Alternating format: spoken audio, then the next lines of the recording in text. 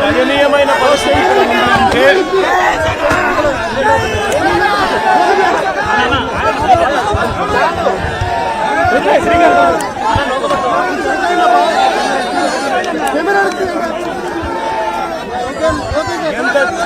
ఎంత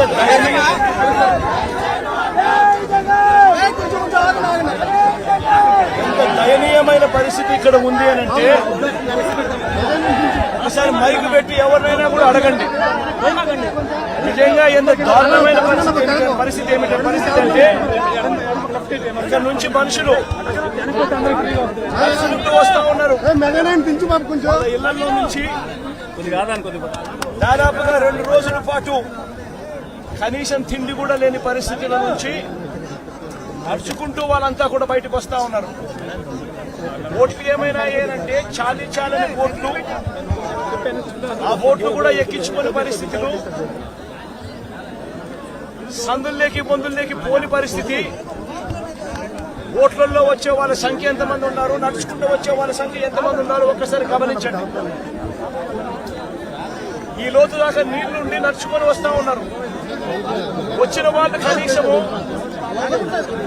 వాళ్ళు కనీసము ఇక్కడికి వచ్చిన తర్వాత ఎక్కడికి పోవాలన్నా కూడా తెలియదు. ఇక్కడికి వచ్చిన వాళ్ళకు కనీసం రిలీఫ్ క్యాంపులు కూడా లేవు. రిలీఫ్ క్యాంపులకు వీళ్ళని తీసుకుని వెళ్లే కార్యక్రమము లేదు, వీళ్ళకి చెప్పింది లేదు, చేసేది లేదు. రిలీఫ్ క్యాంపులు కూడా లేకుండా ఇక్కడికి వచ్చిన వాళ్ళు ఎక్కడికి పోవాలో తెలియక వాళ్ళ బంధువుల ఇళ్ళకి పోతా ఉన్నారు. కనీసం వాళ్లకు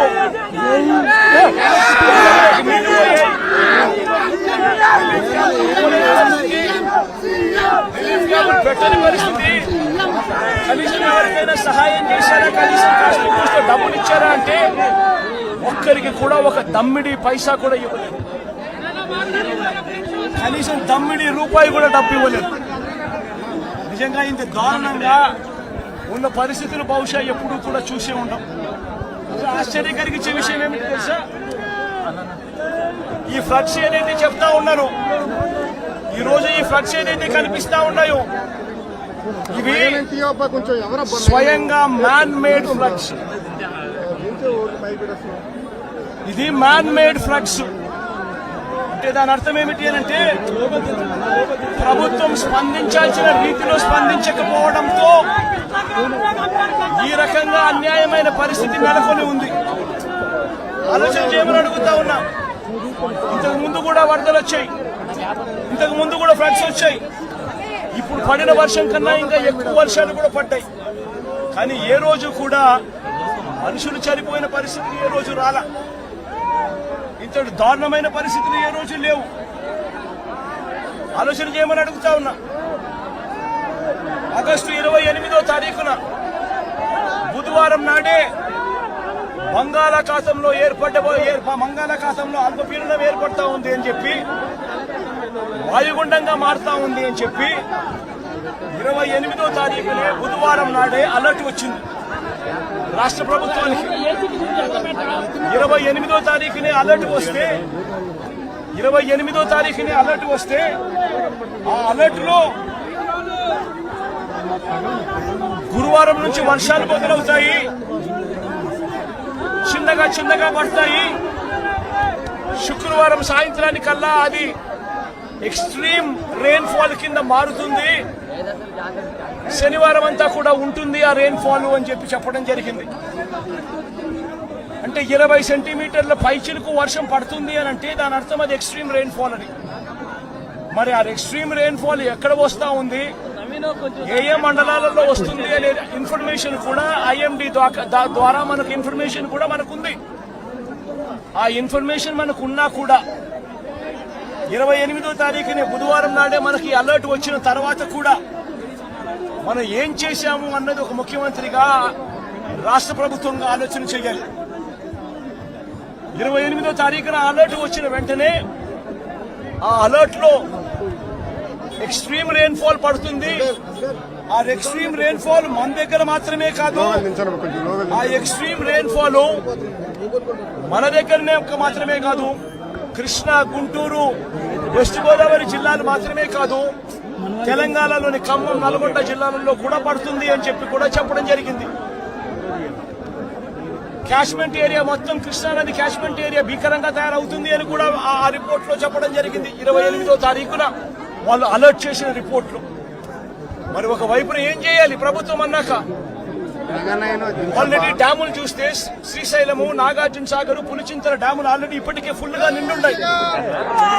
ప్రభుత్వం అనేది చేయాల్సింది ఏముంది? వెంటనే ప్రభుత్వం ఇరిగేషన్ డిపార్ట్మెంట్ తోనూ, రెవెన్యూ డిపార్ట్మెంట్ తోనూ, హోమ్ డిపార్ట్మెంట్ తోనూ రివ్యూ కార్యక్రమం చేసి ఈ రకంగా తుఫాన్ రాబోతా ఉంది, డ్యాములు అయితే పూర్తిగా నిండున్నాయి ఇప్పటికే, ఆ నిండు ఉన్న డ్యాముల పరిస్థితుల నేపథ్యంలో, తుఫాను వస్తా ఉన్న నేపథ్యంలో ఏ రకంగా దీన్ని డీల్ చేయాలి అని చెప్పి ఒక ప్రణాళికాబద్ధంగా ఒక కార్యక్రమం చేయాలి. శ్రీశైలం నుంచి, నాగార్జున సాగర్ నుంచి, పులిచింతల నుంచి కనీసం 60-70 టీఎంసీల నీళ్లను అక్కడ నుంచి తగ్గించి అక్కడ వాటర్ ఫ్లడ్ కుషన్ ఏర్పాటు చేసుకోవాలి. అక్కడ వాటర్ ఫ్లడ్ కుషన్ ఏర్పాటు చేయకపోవడం వల్ల కృష్ణానదిలో వరదలు రావడం, ఒకవైపున తుంగభద్ర నుంచి కురిసిన వర్షాల నేపథ్యంలో దాదాపుగా 170 క్యూసెక్ల నీళ్లు తుంగభద్ర నుంచి నీళ్లు రావడం, ఇది కూడా మనకు ఇన్ఫర్మేషన్ ఉంది. సిడబ్ల్యూసీ వాళ్ళు కూడా రిపోర్ట్ చెప్తా ఉన్నారు.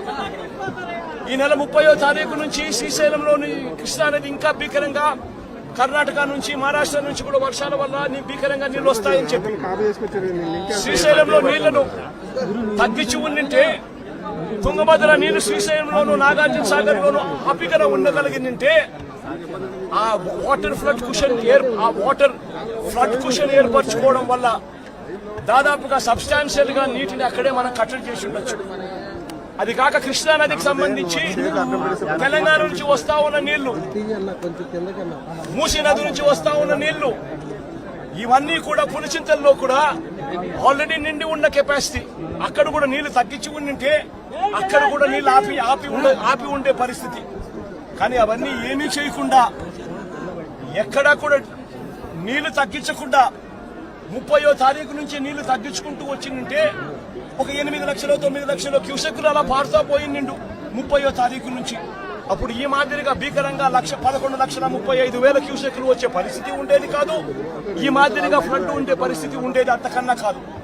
కానీ రాష్ట్ర ప్రభుత్వం తీవ్రంగా జాప్యం చేసి, ఏకంగా చంద్రబాబు నాయుడు గారు అనే వ్యక్తి తాను ప్రజలను పట్టించుకోవాల్సిన ఆవశ్యకతను పూర్తిగా మర్చిపోయి రెడ్ బుక్ పాలనతో పరిపాలన సాగిస్తూ కక్ష సాధింపుల మీదనే ధ్యాస పెడతా ఉన్నాడు తప్ప గవర్నెన్స్ మీద, ఏం చెయ్యాలి అన్న దాని మీద ధ్యాస లేకనే ఇది మ్యాన్ మేడ్ ఫ్లడ్ కింద ఇంత భీకరంగా తయారైన ఫ్లడ్ ఇది. దీనికి గన 30వ తారీఖు నుంచే పర్ఫెక్ట్ ప్లానింగ్ గన చేసిందంటే, మనకు బుధవారం నాడు అలర్ట్ వచ్చినప్పుడే తుఫాన్ రాబోతా ఉంది అని చెప్పి అలర్ట్ వచ్చినప్పుడే మనం కానీ ప్లానింగ్ చేసి ఉంటే తుంగభద్ర నుంచి వచ్చే నీళ్లు శ్రీశైలం, నాగార్జున సాగర్ లో ఆగి ఉండేటివి. పులిచింతల్లో మూసీ నది నుంచి వచ్చే నీళ్లు ఆపుకొని ఉండవచ్చు.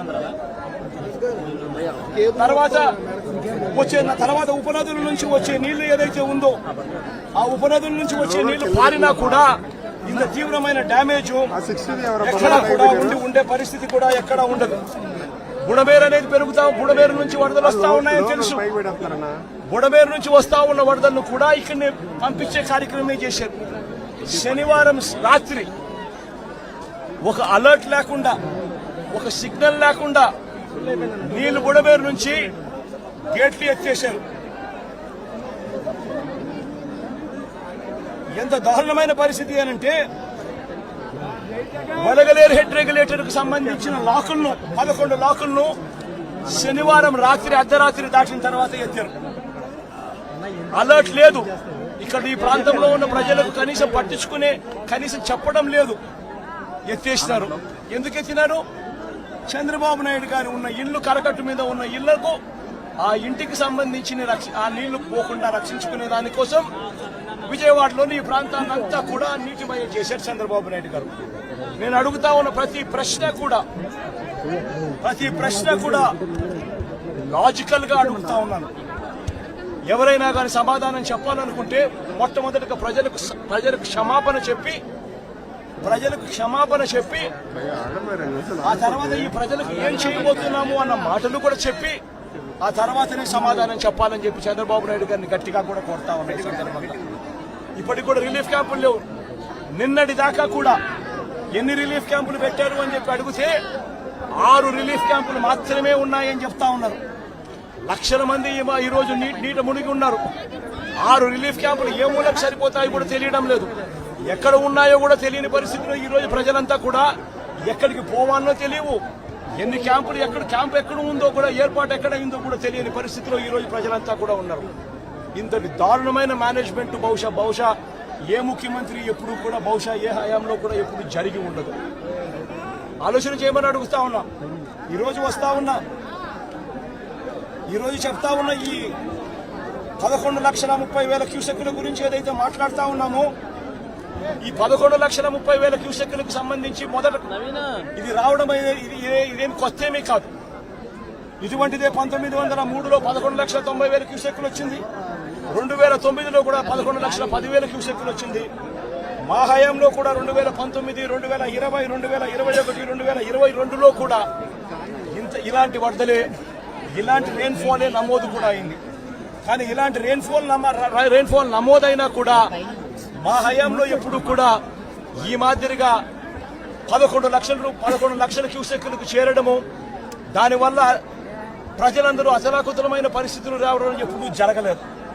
2021లో శ్రీశైలం నుంచి దిగువకు 8 లక్షల క్యూసెక్కులు, శ్రీశైలం దిగువకు 8 లక్షల క్యూసెక్కులు 2021లో కిందికి వదలడం జరిగింది. దిగువ పులిచింతల్లోకి మూసీ నది నుంచి 1,50,000 క్యూసెక్కులు రావడం జరిగింది. మున్నేరు నుంచి ప్రకాశం బ్యారేజీకి 3,50,000 క్యూసెక్కులు చేరినప్పటికీ కూడా ముందు జాగ్రత్తగా Srisailam reservoir, Nagarjuna Sagar reservoir, Pulichintala reservoir వీటి అన్నిటిలో కూడా ముందు నుంచే ఫ్లడ్ వస్తా ఉంది అని తెలిసిన నేపథ్యంలో, వాయుగుండంగా మారుతా ఉందన్న నేపథ్యంలో, ముందు ఇన్ఫర్మేషన్ ఉన్న నేపథ్యంలో శ్రీశైలము, పులిచింతల, నాగార్జున సాగర్ డ్యాములను నీళ్లను తగ్గించి అక్కడ ఫ్లడ్ కుషన్ ఏర్పాటు చేయడం వలన డెవాస్టేషన్ రాకుండా కేవలం 8 లక్షలు 9 లక్షల క్యూసెక్కులు మాత్రమే నీళ్లు కిందికి వెళ్ళిపోయేట్టుగా చర్యలు తీసుకోవడం వల్ల ఇటువంటి పరిస్థితులు రాకుండా గతంలో చేయగలిగాము అన్నది కూడా ప్రతి ఒక్కరూ కూడా గమనించమని కోరుతా ఉన్నా. ఇంతటి మ్యాన్ మేడ్ ఫ్లడ్ ను క్రియేట్ చేసినందుకు చంద్రబాబు నాయుడు మొట్టమొదటిగా ప్రజలకు క్షమాపణ చెప్పాలి. క్షమాపణ చెప్పి కనీసం వీళ్ళకందరికి కనీసం బేసిక్ ఫెసిలిటీస్ లేవు. తినేదానికి తిండి లేదు,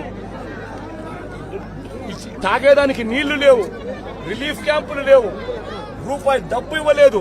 వీళ్ళందరూ ఎలా బతకాలని చెప్పి అడుగుతా ఉన్నారు. చంద్రబాబు నాయుడు ఇక్కడికి వచ్చి క్షమాపణ చెప్పి సమాధానం చెప్పాలని కూడా అడుగుతా ఉన్నారు.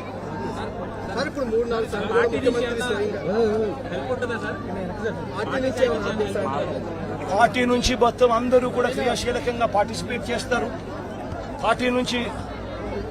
పార్టీ క్యాడర్ ఇప్పటికీ క్రియాశీలకంగా పార్టిసిపేట్ చేస్తూ ఉంది. సీను దగ్గర నుంచి మా ఎమ్మెల్యేలు కంటెస్ట్ చేసిన వాళ్ళందరూ, కార్పొరేటర్ల స్థాయి నుంచి అందరూ కూడా ఇదే నీటిలోనే ఉన్నారు. ఈ రోజు నుంచి కాదు 2 రోజుల నుంచి కూడా ఇదే కార్యక్రమాలే చేస్తా ఉన్నారు. ప్రజలకు అందుబాటులో కొద్దో గొప్ప వీళ్ళు చేయగలిగిన కాడికి ఖచ్చితంగా చేస్తా ఉన్నారు. కానీ ప్రభుత్వం అనేది స్పందించాలి. అది మోస్ట్ ఇంపార్టెంట్. ప్రభుత్వం అనేది పలికితే జగన్ ప్రభుత్వంలో కూడా ప్రభుత్వం ఉండేది. కానీ జగన్ ప్రభుత్వంలో ఏ ఒక్కరూ కూడా ఎప్పుడూ కూడా డిస్సాటిస్ఫైడ్ గా ఎప్పుడూ లేరు. ఎందుకు లేరు అని అంటే కారణం జగన్ ప్రభుత్వంలో ఒక వాలంటీర్ వ్యవస్థ ఉండేది. జగన్ ప్రభుత్వంలో ఒక సచివాలయ వ్యవస్థ ఉండేది. ఈ వాలంటీర్ల వ్యవస్థ, ఈ సచివాలయాల వ్యవస్థ గ్రామ స్థాయిలో వార్డు స్థాయిలో మమేకమై ఉండేది. వీళ్ళందరూ కూడా వాలంటీర్లందరూ కూడా ఎప్పుడు వరద వచ్చినా ఎప్పుడు తుఫాన్ వచ్చినా వీళ్ళ సహాయ సహకారాల వల్లే గొప్పగా ఎటువంటి కంప్లైంట్స్ ప్రజల నుంచి రాకుండా సాచురేషన్ పద్ధతిలో ప్రజలకు మంచి చేయగలిగాం. తుఫాన్ వచ్చినప్పుడు జగన్ ముఖ్యమంత్రిగా ఉన్నప్పుడు తుఫాన్ వచ్చినప్పుడు కలెక్టర్ గారికి నేను చెప్పేవాడిని, నేను మీకు వారం రోజులు టైం ఇస్తా ఉన్నా, వారం రోజుల తర్వాత నేనే వస్తాను, వచ్చిన తర్వాత నేను ప్రజలతో మమేకమై నేను అడుగుతాను. ఏ ఒక్కరి నోట్లో నుంచి కూడా కలెక్టర్ మాకు పలకలేదు, కలెక్టర్ స్పందించలేదు, కలెక్టర్ వల్ల మాకు నష్టం జరిగింది అన్న మాట ఎప్పుడూ వినపడకూడదు అని చెప్పి నేను ఆదేశాలు ఇచ్చేవాడిని. మా కలెక్టర్ బాగా పనిచేశాడు, మా కలెక్టర్ మంచివాడు అనే మాట వినపడాలి అని చెప్పి గట్టిగా కలెక్టర్లకు ఎప్పుడు చెప్పేవాడిని. చెప్పిన ప్రకారం నేను ఖచ్చితంగా వారానికి నేను వారం రోజుల తర్వాత నేను పోయేసరికి వాలంటీర్ సైన్యం అక్కడ ముందే ఉండేది. గ్రామ సచివాలయాల్లో పనిచేసే మొత్తం పిల్లలందరూ కూడా అక్కడే ఉండేవాళ్ళు. ఆ వారం రోజుల పాటు వాళ్ళంతా కూడా ప్రభుత్వం అంతా కూడా పూర్తిగా కలిసి ప్రతి గడపకు వెళ్ళేది. ప్రతి గడపకు వెళ్లి సహాయ సహకారాలు అందిస్తూ మొట్టమొదటిసారిగా ఎప్పుడు జరగని విధంగా ప్రతి కుటుంబానికి 2,000 రూపాయలు సహాయం కూడా, ఆర్థిక సహాయం కూడా అందించిన పరిస్థితులు ఎప్పుడైనా ఉన్నాయి అంటే అది ఒక్క జగన్ ప్రభుత్వంలో మాత్రమే జరిగింది. అటువంటి కొత్త సాంప్రదాయాలను ముందుకు తీసుకొచ్చింది మనం, వాలంటీర్ వ్యవస్థను ముందర పెట్టింది మనం. సచివాలయ వ్యవస్థ, వాలంటీర్ వ్యవస్థతో పూర్తిగా ప్రతి గడపకు కూడా సహాయ సహకారాలు అందించగలిగాము.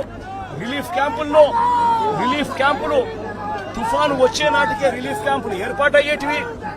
ముందుగానే లోతట్టు ప్రాంతంలో ఉన్న మనుషులందరినీ కూడా ముందుగానే రిలీఫ్ క్యాంపులకు ట్రాన్స్ఫర్ చేసేవాళ్ళము.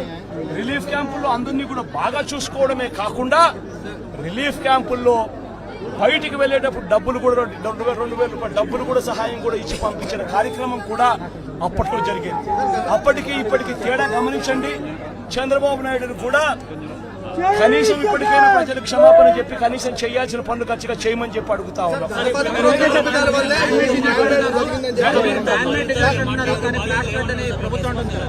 ప్రతి బాధితుడు కూడా మీరంతా ఉన్నారు, నాతో పాటు మీరంతా కూడా నడుస్తా ఉన్నారు.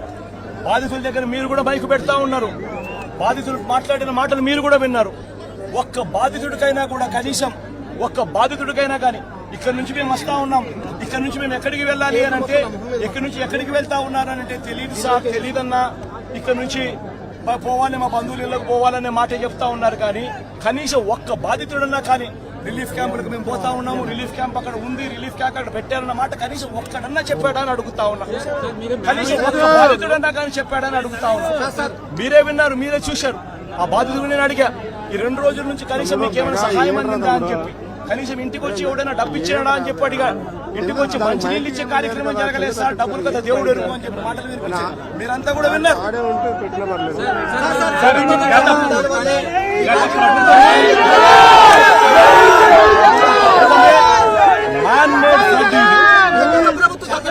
గత ప్రభుత్వం తప్పుల వల్ల